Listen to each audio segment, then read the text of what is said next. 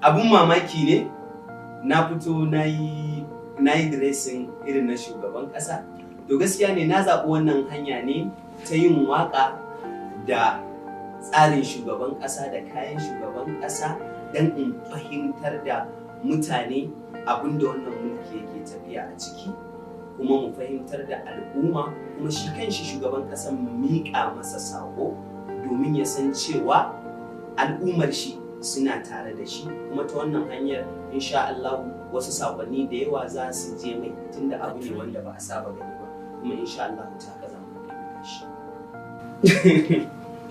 Eto haka ne, gaskiya ni ba mawaƙin shugaban ƙasa ba ne, sannan kuma ko da lokacin siyasa ni ba ɗan jam'iyyar shugaban ƙasa ba ne, amma yanzu ba lokacin siyasa ba ne.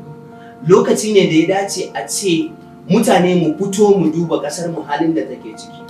Duka kowace ƙasa shugaba na gari take nema, to alhamdulillahi ƙasar mu mun samu shugaba na gari, kuma dole ne in kama masa ta nan zan iya ba da gudunmawa domin miƙa saƙon talakawa zuwa gare shi. Insha Allah za mu ci gaba da kama masa har illa ma sha Allah.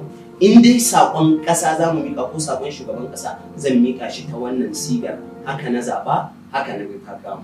Kamar dai yadda nake gaya muku, wannan waƙa ce mai dogon zango.